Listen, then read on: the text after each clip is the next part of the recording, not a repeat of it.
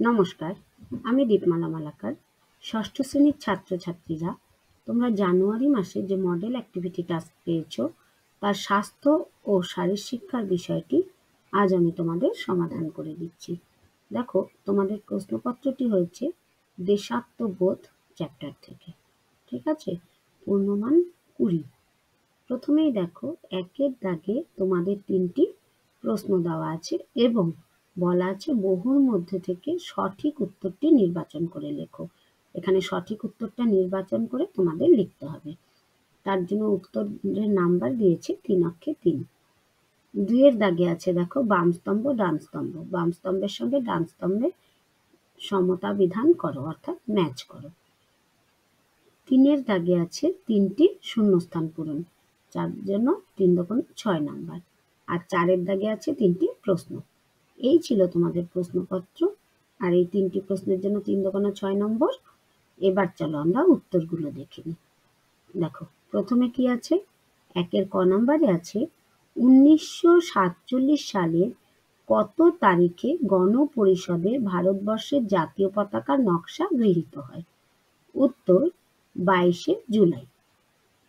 খ নাম্বারে আছে টেবিলে ব্যবহৃত ভারতবর্ষের জাতীয় পতাকার দৈর্ঘ্য ও প্রস্থের মাপ কতটা পরিমাণ হয়ে থাকে? উত্তর 6 সেন্টিমিটার গুণ 4 সেন্টিমিটার। গ নাম্বারে আছে অশোক চক্রের নীল রং কিসের রঙের সঙ্গে মিলে যায়? এখানে দেখো ময়ূরের পালকের রং, আকাশের রং, সমুদ্রের জলের রং, আকাশ ও সমুদ্রের জলের রং।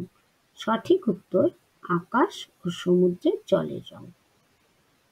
এবার 2 এর দাগে দেখো বাম স্তম্ভের সঙ্গে ডান স্তম্ভের সমতা বিধান করো। এখানে বাম স্তম্ভে তোমাদের 5টি পয়েন্ট দেওয়া আছে নম্বর পর্যন্ত এবং ডান স্তম্ভে 6টি পয়েন্ট দেওয়া আছে। তো আমরা মেলালে কিন্তু একটা ডান স্তম্ভে বেশি থাকবে। ঠিক আছে? তো চলো আমরা মিলিয়ে নিচ্ছি। দেখো, অশোক চক্রের 24টি কাঁটা। অশোক চক্রের 24টি কাঁটা কি বোঝায়? ফটোরশ্মি, 24 ঘন্টার প্রতীক, জাতীয় প্রতীক সর্বসাধারণ ব্যবহার করতে পারবে। এটা কিন্তু মিলে যাবে দেখো সর্বক্ষণের গতিশীলতার প্রতীক। তোমরা কিন্তু দাগ দিয়ে মিলাবে না। সমতা বিধান করতে বলেছে, তোমরা সমতা বিধান করে লিখবে, যেটা আমি পরে দেখিয়ে দিচ্ছি।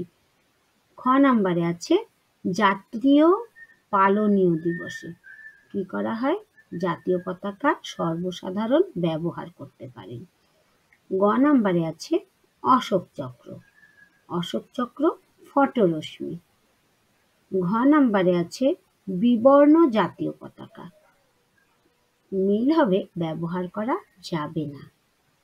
উম নাম্বারে আছে কবরে বা চিতায় জাতীয় পতাকা দেওয়া যাবে না। আর এই 2 নাম্বার পয়েন্টটা কিন্তু বেঁচে গেছে। ঠিক আছে? এবার আমরা উত্তর কিভাবে লিখব দেখো।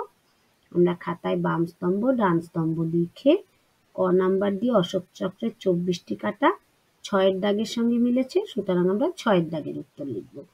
খ নাম্বার দিয়ে 3 এর দাগের উত্তর। আমরা এরকম ভাবে সুন্দর করে দেখো সাজিয়ে আমরা উত্তরগুলো কমপ্লিট করব। ঠিক আছে? আর 3 এর দাগে দেখো বলেছে উপযুক্ত শব্দ বসিয়ে শূন্যস্থান পূরণ করো। ক নাম্বারে আছে যেসব সরকারি ভবনে জাতীয় পতাকা উত্তোলন করা হয় সেই সকল ভবনে রবিবার ও ড্যাশ দিনে সমেত সপ্তাহের সকল দিনে জাতীয় পতাকা উত্তোলিত থাকা বাধ্যতামূলক।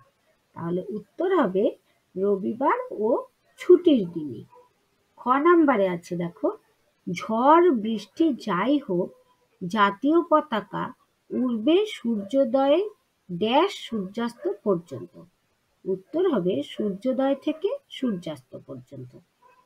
গ নাম্বারে আছে জাতীয় পতাকার সঙ্গে অন্য কোনো ড্যাশ একই ড্যাশ তোলা বা ব্যবহার করা যায় না। উত্তর জাতীয় পতাকার সঙ্গে অন্য কোনো পতাকা একই দণ্ডে তোলা বা ব্যবহার করা যায় না। এবার 4 এর দাগে দেখো বলেছে রচনাধর্মী প্রশ্নের উত্তর দাও। এখানে 3টি প্রশ্ন আছে, আমরা 3টি প্রশ্ন পরপর উত্তর দেখে নেব। ক কয়ের দাগে কি আছে? ভারতবর্ষের জাতীয় পতাকার বর্ণনা দাও। 4 নম্বরের প্রশ্ন দেখো, রচনাধর্মী প্রশ্নের উত্তর দাও। ক নম্বরে আছে ভারতবর্ষের জাতীয় পতাকার বর্ণনা দাও। উত্তর, আমাদের জাতীয় পতাকাটি সমমাপে 3টি আয়তক্ষেত্র বিশিষ্ট পৃথক বর্ণের অংশ নিয়ে গঠিত, তাই এর নাম ত্রিরঙ্গা। পতাকাটি আয়তক্ষেত্র বিশিষ্ট এবং পতাকার দৈর্ঘ্য তার প্রস্থের 1.5 গুণ। দৈর্ঘ্য ও প্রস্থের অনুপাত 3:2। পতাকার 3টি রঙেরই ক্ষেত্রফল সমান। একদম উপরে গেরুয়া, মধ্যে সাদা ও নিচে সবুজ রং থাকে। পতাকার সাদা রঙের অংশটির মাঝখানে একটি নীল রঙের 24টি কাঁটা বিশিষ্ট চক্র থাকে। এই চক্রটিকে অশোক চক্র বলে। চক্রটি পতাকার উভয় পাশে ফটোরশ্মির সাহায্যে অঙ্কিত করা, যা উভয় দিকে ছাপানো থাকে।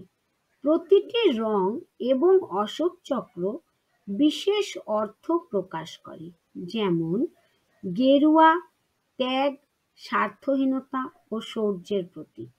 সাদা শান্তি ও পবিত্রতার প্রতীক। গাঢ় সবুজ নির্ভীকতা, সুজলা সুফলা সমৃদ্ধি ভূমি এবং তারুণ্যের প্রতীক। খ নাম্বার প্রশ্নটা দেখো, কি কি ভাবে ক্ষেত্রে ভারতবর্ষের জাতীয় পতাকার ব্যবহার উত্তোলন বেআইনি তা তালিকাভুক্ত করো। উত্তর, জাতীয় পতাকা ব্যবহার করার ক্ষেত্রে কিছু বিধি নিয়ম মানতে হয়, যেমন 1 নাম্বার ছেঁড়া ফাটা কিংবা বিবর্ণ জাতীয় পতাকা উত্তোলন বেআইনি। 2 নাম্বার জাতীয় পতাকা কুঞ্চিত অবস্থায় ব্যবহার করা যাবে না। 3 নাম্বার জাতীয় পতাকার ডান দিকে কিংবা উপরে অন্য কোনো পতাকার প্রতীকী থাকতে পারবে না। 4 নাম্বার কফিন ঢেকে দেওয়া জাতীয় পতাকা মৃতদেহের সঙ্গে কবরে বা চিতায় দেওয়া যাবে না। 5 নাম্বার কোনো রকম ব্যবসা বাণিজ্য কাজে বা পেশায় নকশা করার জন্য কেন্দ্রীয় সরকারের অনুমোদিত ছাড়া ব্যবহার করা আইনত অপরাধ।